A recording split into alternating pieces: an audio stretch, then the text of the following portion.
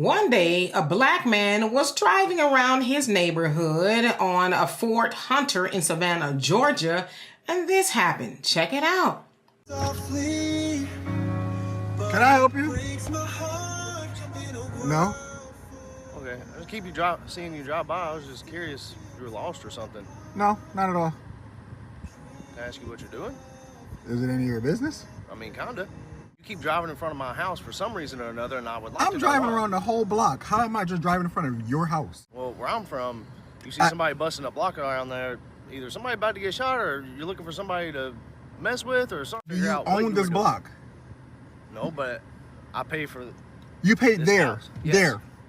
I was riding around to put my child to sleep.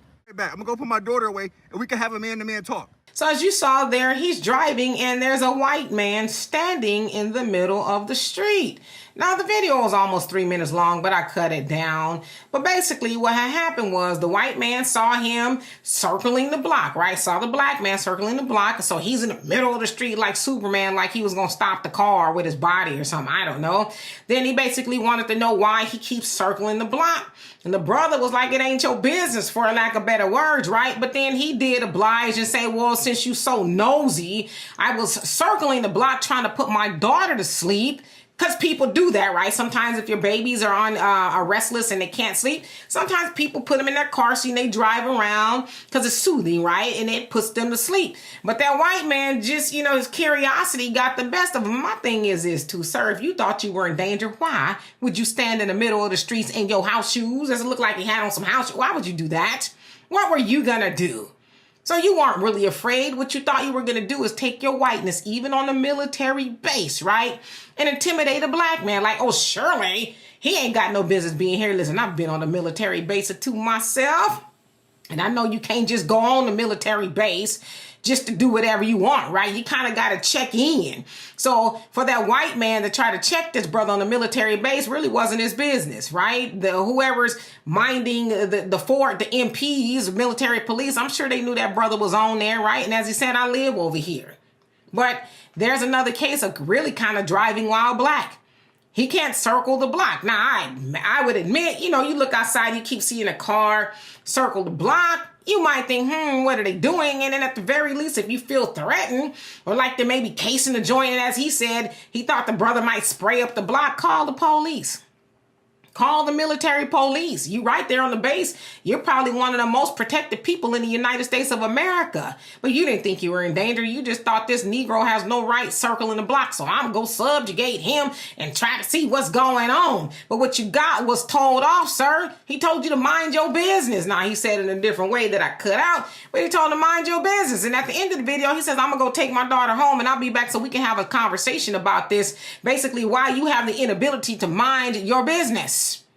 And that's the problem with some of them. They think that they have the right to try to check black people as though we on the plantation still.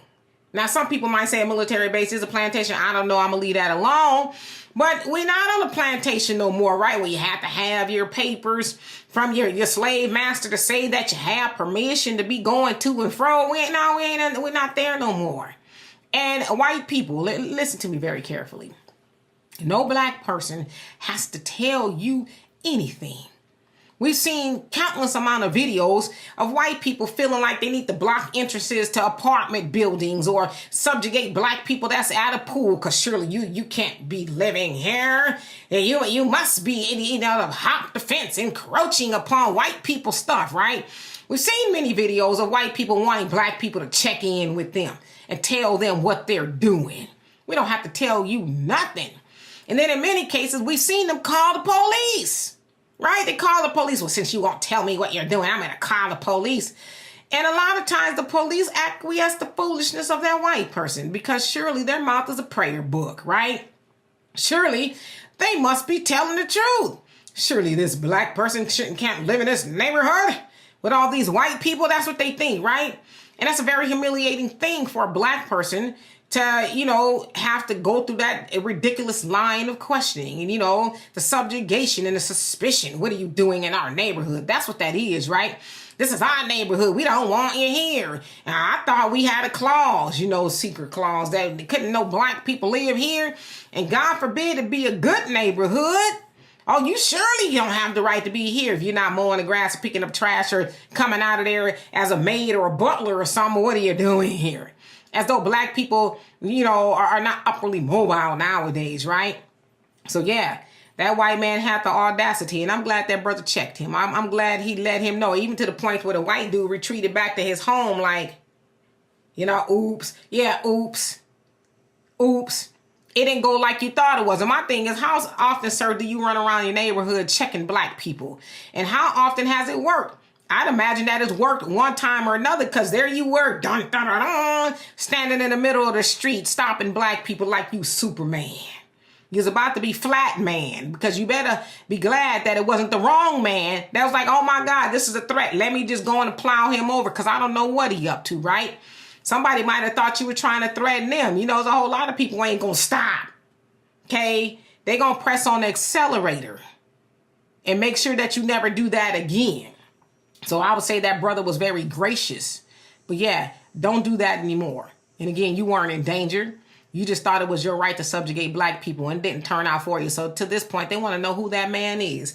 But something tells me it won't be that hard to find, out who he is, because they're on a military base and they know who everybody is. All he got to do is say he lives in that house, since he said he lives in that house. And here's the video of what he did to me. Now y'all handle that. So anyway, y'all let me know what you think of that. And for more insightful commentary, please subscribe to this channel and